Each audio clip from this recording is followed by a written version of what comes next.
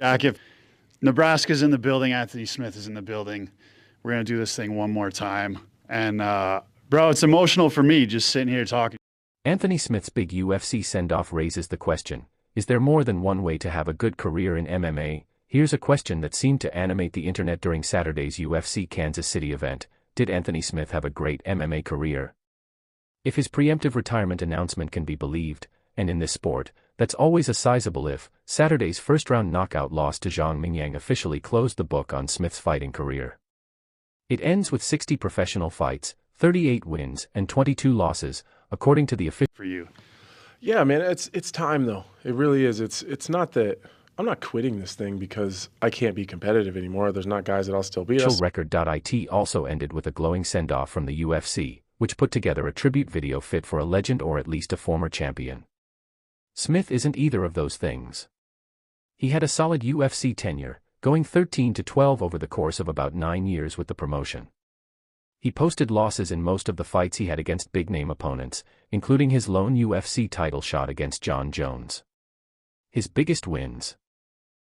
I'd argue those were Alexander Gustafsson, Rashad Evans, and Mauricio "Shogun" Rua, came against opponents on the downslope of their careers. In other words, those fighters were to his rise what he was to Zhang's over the weekend. So it goes, and has always gone, in fight sports. Point is, Smith had a career that was remarkable more for its longevity and resiliency than for any specific accomplishments. He's notable for being a guy who had a ton of fights before coming to the UFC, and for bouncing back from an early stretch that saw him at one point lose 4 straight on the regional circuit. His toughness is beyond question. We found that out when we watched him pick his own teeth up off the mat in the middle of a fight with Glover Teixeira, and then keep on going. But did he have a great career? Not in any way that shows up on the stat sheet, no. But what the reception for his final fight showed us is that there are lots of ways to have a meaningful and memorable career in this sport, and it's not all dependent on wins and losses.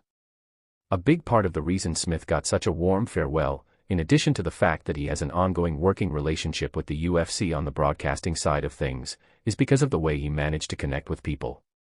Between commentary gigs, radio shows, and podcasts, it feels like he's always talking into one microphone or another.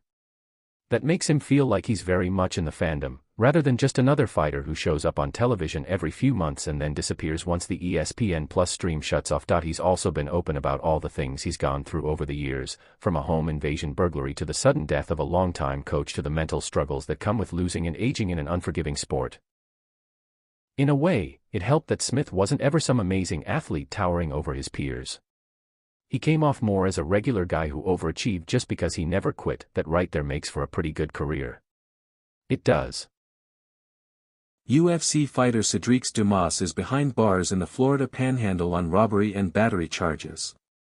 Online arrest records showed Dumas had been arrested on Monday on 5 charges related to felony home invasion robbery without a firearm, felony possession of a weapon by a convicted felon, felony possession of a controlled substance, misdemeanor battery, and misdemeanor drug equipment possession and/or use in Escambia County, Florida. UFC's Cedric Dumas arrested on charges including robbery, battery with $558,000 bond.